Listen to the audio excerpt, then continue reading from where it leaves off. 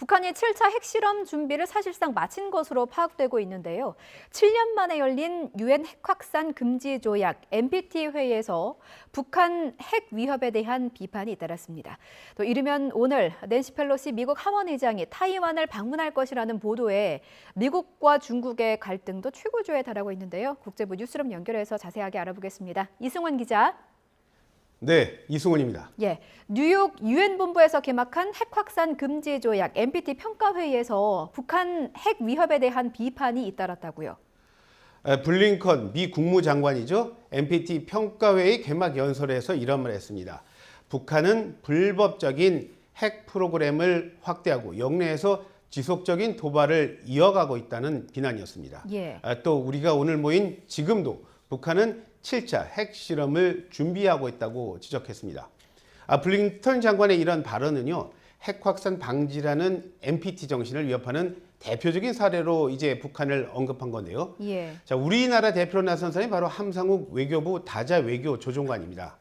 외교조종관 역시 북한은 핵 확산 금지 조약 NPT 체제를 악용해서 공개적으로 핵무기를 개발하는 유일한 나라라고 지적했습니다. 예. 앞서 지난 4월이었죠. 김정은 북한 국무위원장은요, 열병식에서 핵무기를 전쟁 방지용으로만 두지 않고 국가의 근본 이익을 침탈하려는 시도가 있다면 사용하겠다면서 선제 핵공격 가능성을 시사한 바 있습니다. 예, 그렇군요. 자, 오늘 시작된 핵 확산 금지 조약 NPT 평가 회의는 어떤 회의입니까? NPT 평가회의는요, 핵 확산을 막겠다는 회원국 결의 다지고요. 예. 또 이행 상황 점검하고요. 그 개선책을 모색하는 자리입니다. 5년마다 한 번씩 열립니다. 하지만 그렇다면 지난 2020년에 열려야 했었는데 예. 코로나19로 연기됐습니다. 그러면서 열렸기 때문에 이번에 7년 만에 열린 거고요. 191개 회원국이 참가를 했습니다. 오는 26일까지 열리니까 좀 길게 열리죠. 예. NPT가 이런 평가회의를 한 거 이번이 10번째입니다. 그렇군요. 우크라이나 전쟁으로 어느 때보다 이 핵 위협이 고조된 상황에서 열리는 NPT 회의라서 세계가 더 주목하고 있습니다.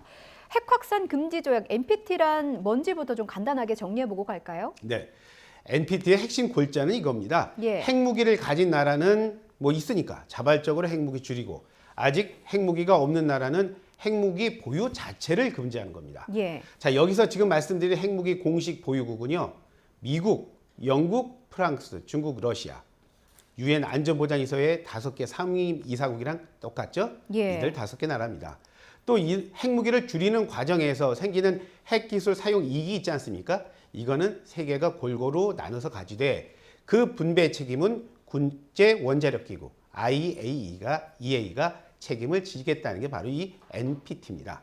하지만 잘 아시겠지만 이제 이스라엘, 인도, 파키스탄은 비공식이지만 이미 핵무기 보유국으로 분류가 되고 있고요. 예. 북한, 이란, 핵 전력을 지금 완성해가는 단계에 있습니다. 이런 상황이기 때문에 이런 체제, NPT 체제의 공정성, 또 실효성의 이견, 다른 이견을 제시하는 목소리는 점점 더 커지고 있습니다. 말씀대로라면 처음부터 불만이 이제 많은 게 NPT 평가회의인데 여기에 지금 미국과 러시아의 갈등까지 겹치지 않았습니까? 그렇죠. 예, 이 두 나라 회의에서는 뭐라고 하던가요? 이번 회의에서요. 예. 러시아는 말씀하신 대로 올해 2월에 우크라이나 침공한 뒤에 미국과 서방 개입할 때마다 노골적으로 핵 위협하지 않았습니까? 예. 예상대로요. 토니 블링컨 미국 국무장관도 이런 러시아의 핵 위협 사실 거론하면서 미국은 자국, 미국과 동맹이 위험에 처하는 등 극단적인 상황에서만 핵무기 사용할 거라고 말을 했어요. 또 러시아 이런 무모한 핵무력 앞세워서 우크라이나 위협하지 마라 이런 말도 했습니다. 예. 반면에 블라디미르 푸틴 러시아 대통령은요, NPT 회의에 편지를 보냈습니다. 그 편지에서는 이런 말이 있었는데요. 핵 전쟁의 승자는 있을 수 없다. 그런 전쟁 절대로 시작돼서는 안 된다. 또 모든 NPT 준수 국가는 아무런 추가 조건 없이 평화로운 핵 이용에 대한 권리를 보장받아야 한다. 뭐 원론적인 얘기를 한 겁니다. 예. 미국은 지금 중국과도 갈등이 커지고 있지 않습니까? 예. 낸시 펠로시 미국 하원의장의 타이완 방문 여부 때문인데 펠로시 의장이 타이완은 가긴 가는 겁니까? 그런 말이 뭐 가는지 안 가는지 말이 많지 않았습니까? 예. 타이완 자유시보가 오늘 이런 보도했어요. 우리 시각으로 오늘 밤 우리나라 시간입니다. 펠로시 의장이 타이완에 도착해서 하룻밤 묵을 거라는 보도를 했습니다. 예. 또 내일 오전에는 의회를 방문할 거라는 그런 구체적인 일정을 전한 걸 보면요. 이제 뭐 펠로시의 방문은 사실로 굳어지는 그런 분위기입니다. 예. 워싱턴 포스트를 비롯한 미국 언론들도요. 소식통의 말을 빌어서 펠로시 장이 오늘 밤 아니면 내일 오전에 타이완에 갈 거다. 그런 소식을 잇따라 전하고 있어요. 물론 당사자는 바로 타이완이랑 미국인데 이런 보도에 대해서는 가타부타 입을 다물고 있습니다. 그렇군요. 펠로시 하원 의장이 타이완 방문 가능성이 제기된 게 지난달 중순쯤이었는데 그렇죠? 그때부터 중국은 심각한 후과 뭐 이런 거친 표현을 사용하면서 강하게 반발했었습니다. 위기감도 커지고 있는 모양새예요. 오늘 외신을 보면요. 이제 중국이요. 전투기를 동원해서 펠로시가 탄 비행기 착륙하는 거 막을 거란 그런 말까지 나올 정도입니다. 예. 그런데 오늘 백악관은요.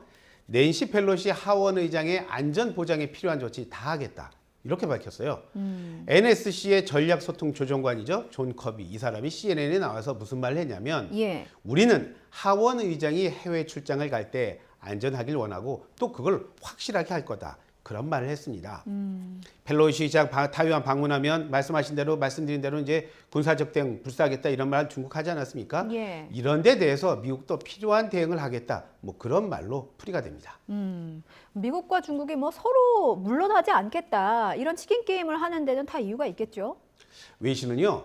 이런 갈등의 이유를요. 외교가 아니라요. 두 나라의 국내 문제에서 찾고 있습니다. 먼저 시진핑 중국 국가주석 하반기에 이제 중국 정치사에 유례가 없는 3연임 이제 하겠다고 또 그런 거 하기 위한 공산당 대회 앞두고 있지 않습니까? 예. 그런 이유로 봤을 때 이번 타이완 문제에서 자신이 어떤 강인한 정치인의 이미지를 보이고 싶어 한다는 겁니다. 그래서 말씀드린 대로 이 전례 없는 수위의 군사적 대응 카드 뭐 꺼내는 거고요. 예. 반대로 조 바이든 대통령은 만약 이번에 펠로시 의장의 타이완 방문 무산되면요. 안 그래도 불안한 게 오는 11월 중간 선거입니다. 거기에 더 큰 타격을 받게 될 거라는 겁니다. 그래서 미국이 이런 중국의 여러 협박에 불복했다 뭐 이런 비판 여론 막기 위해서 지금 강대강으로 맞서고 있다는 게 바로 미국 언론의 대부분의 시각이었어요. 자, 물론 지금의 긴장 뭐 실제 충돌로 이어질 거라는 예상은 매우 적습니다. 비슷한 위기가 있었던 게 지난 1995년이었어요. 리덩우이 당시 타이완 총통이 미국 방문할 때 그때로 돌아가 보면 그때 중국은요. 타이완 근처에 뭐 기분 나쁘다고 바다에 미사일 2발 발사했고요. 예. 미국 항공모함 2대를 보내서 대응하는 뭐 그런 식으로 갈등 마무리했습니다. 그렇군요. 네, 여기까지 듣겠습니다. 지금까지 국제부 이승훈 기자와 함께 오늘 아침 지구촌 소식 정리했습니다. 오늘 말씀 잘 들었습니다. 네, 감사합니다.